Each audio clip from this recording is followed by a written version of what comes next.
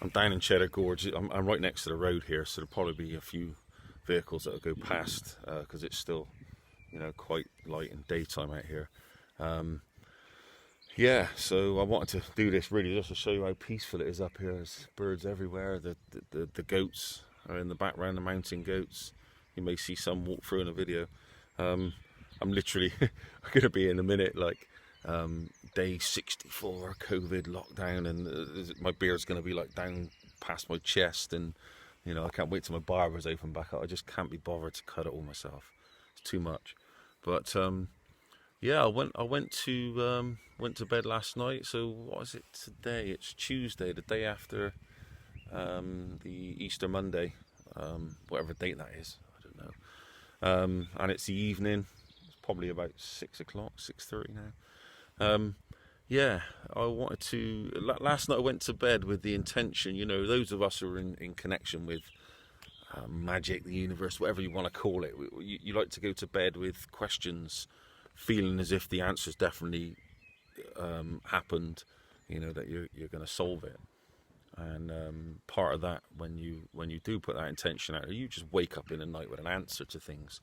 So I went to bed last night with the intention to wake up either if a comet, one of these fireball comets struck, I would wake up and actually get the urge to go out and film it, or insights, special insights.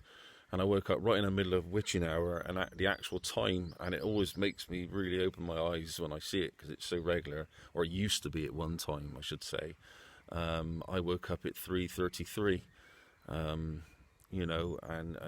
suddenly I had all these insights into everything and the connection of everything. It just goes bang, bang, bang, bang, and you can put everything together that's sort of happening, and what's going on. It sort of becomes a little bit clearer to you. Yeah, so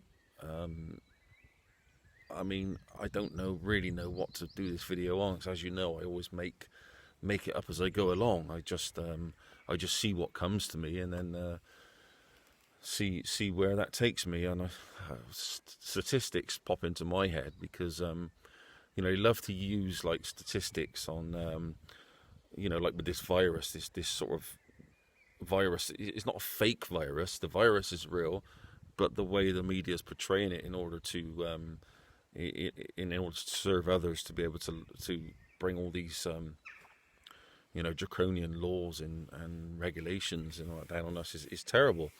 And one of the things that always strikes me with statistics is you can manipulate them to say whatever you want them to say. So the National Office for Statistics in this country can literally pluck it out of thin air. So if you wanted to manipulate figures, you can show graphs that start and finish at certain times, and the percentage increase in that time of whatever that may be, whether it's an investment or a pandemic or anything like that.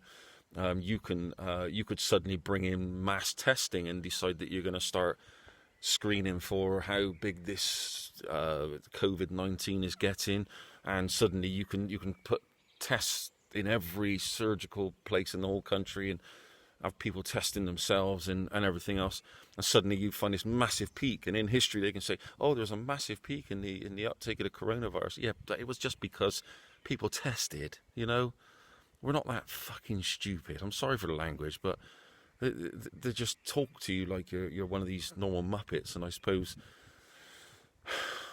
it's very frustrating to to have them just spilling all this rubbish and all these normies going around just repeating the same rubbish as they hear. So these statistics, don't ever believe them. Anybody can manipulate anything. I see it all the time. I see it in the likes of the gold and silver world, because I follow that quite a lot.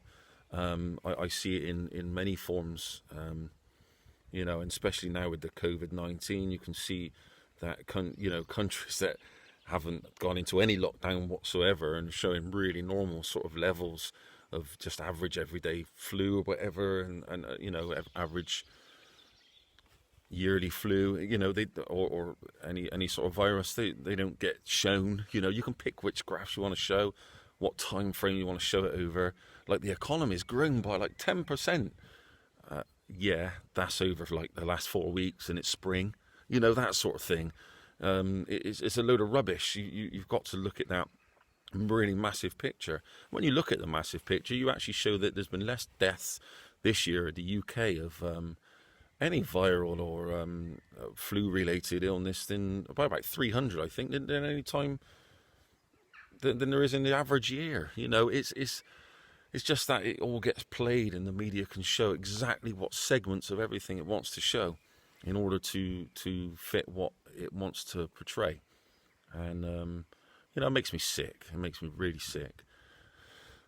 But on another note, I know I referred the other day to these people who go around wearing masks and gloves and all that. They, in a way, in a funny sort of way, they're the infected.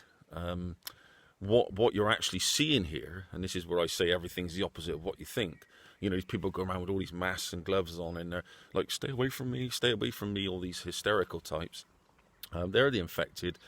All right, they may not have any sort of seasonal flu or anything like that, but they've certainly been infected in the mind. And for the likes of us who study all this stuff, I suppose, just let this go by. I suppose for the likes of us who study all this stuff, this is a very good time to actually see who is infected.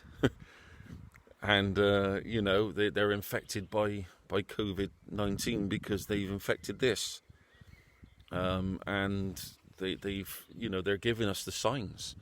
The signs are they're wearing the masks for us. It's brilliant. You know, it's brilliant to show what sort of level of, I don't know, manipulation, brainwashing, I don't know, whatever you want to call it, hysteria, what level has been played up on the public. And, you know, always try and look at these different perspectives. Let your mind race a bit. Now's your time. Now is your time. You know, a lot of us don't get this sort of time to just sink into nothingness and just look at the world for what it actually is and not what we're seeing, you know, in what we're being distracted with. You know, you start coming up with all these new ways of looking at the world, new ways of thinking of things, and it you know, it does you a world of good, you know, that alternative viewpoint, and sharing it with others. So that's it for today. I'll do another one tomorrow anyway. Bye.